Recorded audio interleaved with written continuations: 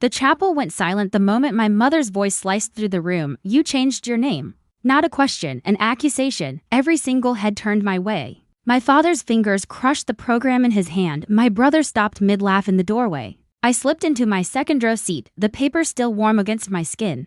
My new name staring back at me in bold black ink that looked almost intentional. The chair next to me, the one labeled family, sat completely empty, just like it had at every important moment they'd ignored. But as I stared at that vacant space, something inside me shifted. They thought today's silence would embarrass me. They had zero clue it was about to expose them. I grew up mastering the art of making myself small between louder voices. In our house in Lyon, noise equaled importance, and importance? That was never mine to claim. I still remember how my mother's heels clicked across the marble floor whenever Matthew needed something. Louder, sharper. More urgent than anything I could ever ask for. Celeste always got the gentle voice, the warm hands resting on her shoulders, the kind of attention that made everyone in the room orbit around her. Me, I was the quiet daughter. The one who cleaned up her own mess, packed her own lunch, learned early not to interrupt conversations that flowed over me like I wasn't even there. The first time I really noticed the pattern, I was 12. Celeste had a school art exhibition. Rows of painted canvases lined the gymnasium walls. My mother hovered near her,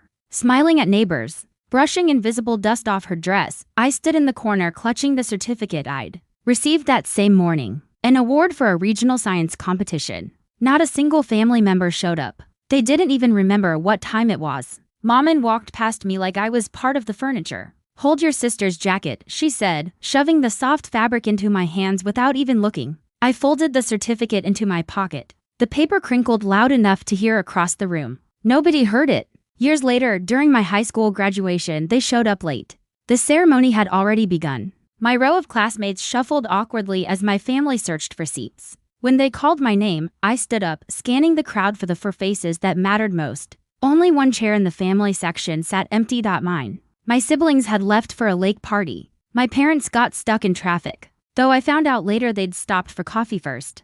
I gripped the program so hard the corner ripped off in my hand. I swallowed the burn in my throat and sat back down slowly, like moving carefully could somehow hide the emptiness. University wasn't any different. At Sorbonne, I sent reminders weeks in advance for a departmental award ceremony. Celeste texted back a heart emoji. Matthew left me on read. My parents replied 3 days later with a casual "we'll try." They never came. That night, I ate takeout alone on the dorm steps, my award still sealed in the envelope they never opened, sitting right beside me. The older I got, the quieter I became. I learned that fighting back only triggered my mother's favorite line, "Don't be so dramatic, N.A." Papa would nod along. Without even lifting his eyes from his phone, my protests got shorter every year until they disappeared completely. The last memory that stuck with me, lodged deep like a splinter I couldn't pull out, was the ceremony where I presented early research on water desalination, 5 seats reserved, all 5 empty. I held a folded program in my hand, smoothing down the same crease over and over, trying to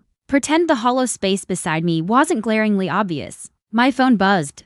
A photo of Matthew grilling at a backyard party. "Wish you were here," he wrote. He didn't mean it. That was the exact day I learned my place in this family. A quiet shadow at the edge of their lives. Never truly seen unless I stayed completely silent. The shift didn't happen all at once. It built slowly, like pressure behind a door I'd kept locked for years. But the day it finally cracked open was ordinary, quiet, deceptively normal. 8 months before my dissertation defense, I sent the announcement to my family. A clean, formal notice from the university. Date and time printed in sharp black letters. I mailed it to the house in Lyon, texted a reminder, posted it in the family group chat. April 22nd, 3 p.m. I typed. My mother responded hours later with a distracted "so proud, sweetheart." Celeste sent a thumbs up. Matthew typed "nice." I told myself it was enough. Through winter, I repeated the date at every Sunday dinner. Mama nodded without looking up from her phone. Papa mumbled something that might have been agreement. Celeste talked endlessly about her kids' soccer schedules. Matthew circled back to his latest grilling experiments. I reminded them anyway, 5 months out, 3 months, 6 weeks, 2 weeks. Each reminder felt like tapping on a locked window, soundless from the other side. Then in February, Matthew posted the invitation, Spring Barbecue Bash. The graphic read April 22nd, 1 p.m. to 6 p.m. I stared at the screen until the pixels blurred together. When I called him, he sounded genuinely confused. "What time is your thing again?" he asked, like he hadn't heard it 20 times. 3 o'clock, I said. "People can do both," he shot back. "Just come after." The Sorbonne was an hour away. He knew that. He just didn't care. I called Mom and next. She laughed softly. Honey, don't be dramatic. We'll work something out. But I felt it right then. That quiet, sinking certainty. They weren't confused. They weren't too busy. They simply chose something else, someone else, like they always had. The final confirmation came the day before my defense. Mom answered over loud music. Her voice thin between bursts of laughter. I'm at Matthew's helping with setup, she said. Total chaos here. And tomorrow? I asked. 3 o'clock, right? We'll be there, she said, distracted. Celeste is bringing dessert. She hung up before I could respond. The next afternoon, standing in the hallway outside the lecture hall, my phone buzzed. Where are you? Mom asked. We're all at Matthew's. I didn't answer right away. I let the silence fill the space between us. Heavy and final, and in that silence, something inside me clicked into place. I didn't cry in that hallway. I didn't call anyone back. I didn't explain a thing. I gathered my notes, walked into the auditorium, and defended 8 years of work to a room missing the 5 faces that should have been there. And when it ended, when congratulations, Doctor. N.A. Laurent echoed across the chamber, I felt nothing but an ache so familiar it was almost quiet. That night, while messages from my family piled up unanswered on my screen, I sat alone in my apartment, the blinds half closed, the desk lamp casting soft light across piles of research papers. My laptop and the program from the ceremony, I smoothed the crease running down its center one last time. Then I opened my laptop and created a folder titled Transition. No drama, no hesitation. Just a folder, and the first step toward a life they would no longer have access to. I started with the basics. Downloaded the name change petition from the county website, printed it, the hum of the printer in my quiet apartment felt strangely grounding. Instruction pages, required documents, ID guidelines. I highlighted each section with steady strokes, my pen didn't shake once. Next came financial accounts. I logged into every single one, updating contact information, saving statements into the new folder labeled records. I created 2 spreadsheets, one listing every account tied to my old name, another mapping how each would shift under the new one. This wasn't revenge, it was order. By midnight, that folder held more structure than my family had offered me in years. The next morning, I woke up early, the air was cool. Sunlight cut sharp through the blinds. I made coffee, the steam rising in slow ribbons while I reviewed the petition one last time. Then I changed clothes, navy blouse, pressed slacks, hair pulled neatly back, and I drove to the county courthouse. The building loomed pale and quiet. Against the sky inside, the clerk slid a stack of forms toward me. Fill these out, she said. I nodded, found a seat by the window and started, line by line, signature by signature. My new name, N.A. Moreau, settled into each blank space like it had always belonged there. When I handed the documents back, the clerk stamped the top page. The sound was crisp. Final. Processing takes a few weeks, she said. That's fine, I replied. Outside, the sun felt different. Clearer, less like something I had to earn. The next phase took days, quiet ones. I updated my email first, a clean address unlinked to family. I transferred all research materials to a new cloud drive, deleted the old one I archived. Messages from colleagues, mentors, friends. The only thing I didn't delete was a small folder named Grandmere, filled with photos of my grandmother and the birthday letters she'd mailed me through university. Her handwriting had always looked certain, even when mine trembled. By the end of the week, my digital life no longer contained the name Laurent. The physical transition came next. I boxed up my apartment. Books stacked neatly, clothes folded in long rows, frames turned face down and wrapped in paper. I stood in the center of the living room the night before the movers arrived, listening to the soft hum of the refrigerator, the faint buzz of a streetlight outside. My phone lit up every few minutes. Calls, texts, missed attempts to grasp what they'd never held in the first place. I didn't answer. When the truck pulled away, carrying everything I owned toward Brussels, I locked the apartment door and rested my hand on the cool metal for a moment. Not sentiment, just stillness. The drive north took 2 days, long stretches of highway, muted radio, rest stops with flickering vending machines. I stopped only for gas and coffee. Each mile felt like dissolving threads, thin, frayed connections falling away behind me. Brussels greeted me with gray skies and soft drizzle. Perfect, I thought. A city where silence didn't feel like punishment, but like breathing. My new apartment was small but bright, with a narrow balcony overlooking a quiet street lined with trees. I placed my boxes by the window and opened the one labeled work. Research papers, a notebook, a single photo of me and Grandmere at a birthday dinner years ago. I pinned it above my desk. The next morning, I walked into the environmental consulting firm that had offered me a position months earlier. The receptionist greeted me warmly. My new colleagues introduced themselves one by one. Nobody asked about my family, nobody compared me to a sibling. I sat at my new desk, logged into my new account, and felt a strange, unfamiliar steadiness settle in my chest. In the evenings, I continued the quiet work. Changed the name on my driver's license. Updated voter registration, replaced medical records, reassigned emergency contacts. Closed the last bank account with the old surname. Each task brought its own small sound.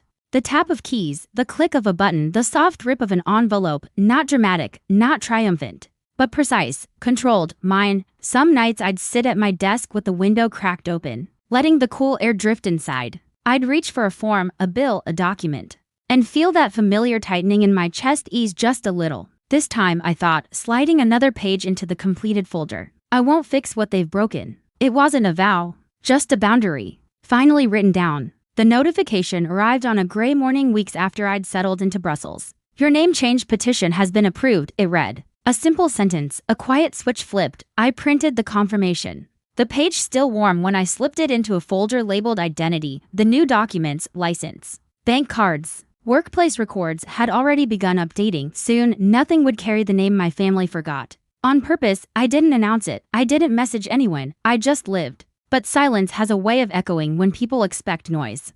The first ripple came from an email forwarded to my new inbox by HR. Your emergency contact attempted access. The header said my old number was disconnected. My old email archived. My personnel file flagged them as unverified relationship.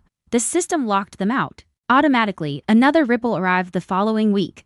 The apartment manager from Lyon left a voicemail on my new work phone. Your family has been trying to reach us for your forwarding address. We cannot disclose without written consent. I didn't give any. A month later, I powered on the old phone I kept in a drawer. 83 missed calls from my mother, dozens from Celeste, a handful from Matthew, one from Papa. Each voicemail grew more frantic than the last. Where are you? This isn't funny. We need to talk about the graduation. You're blowing this out of proportion. You can't just vanish. This silence is childish. You owe us an explanation. I owed them nothing. I turned the phone off and placed it back in the drawer. The air felt lighter. Then came the moment everything aligned. Great Aunt Marguerite passed away, quietly, peacefully. She was one of the few people who ever truly saw me, and I knew I had to go, not for my family, but for her. The chapel in Lyon looked the same as the last time I'd been there, polished wood, soft lighting, air thick with lilies. I arrived early and sat near the aisle, hands folded around the printed program. The name on it, Anne Moreau, was still strange to my family, but it wasn't strange to me.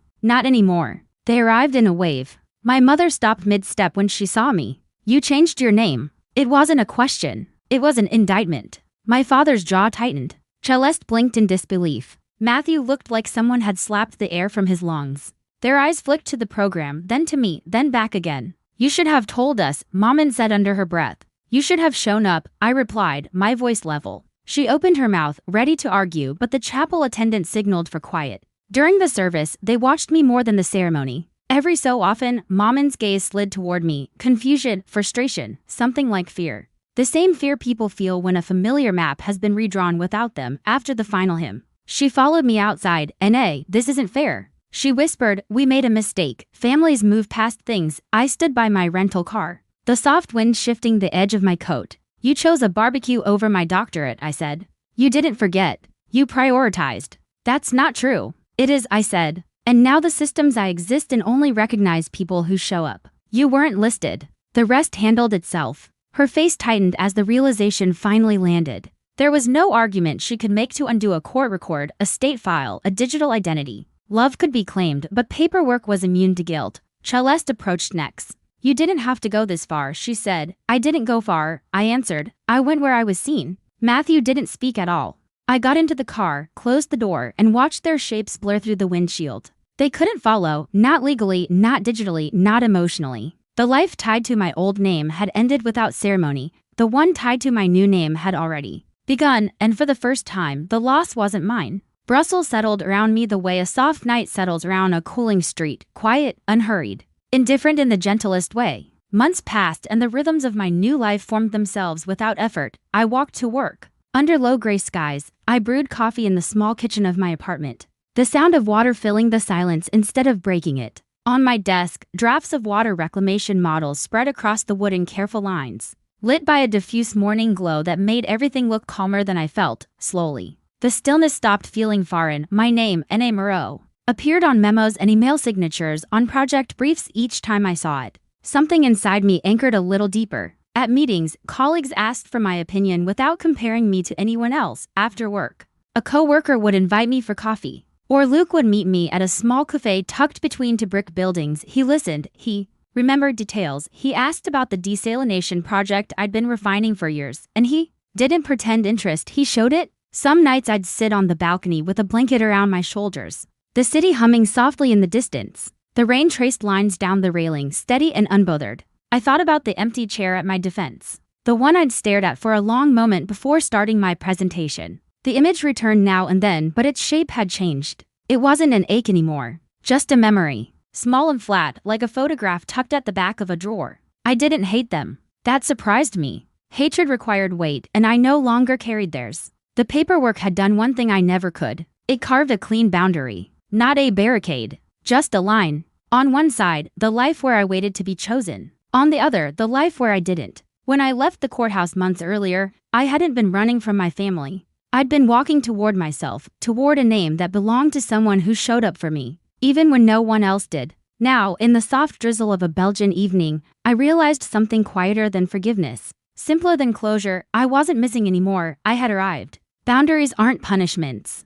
They're proof of where you finally learned to stand. My family spent years forgetting me in rooms I worked hard to enter. So I built a life in a place where showing up wasn't optional. Now, when I sign my name, Anna Moreau, the silence that follows isn't empty. It's mine. And some doors stay closed simply because I no longer need to knock.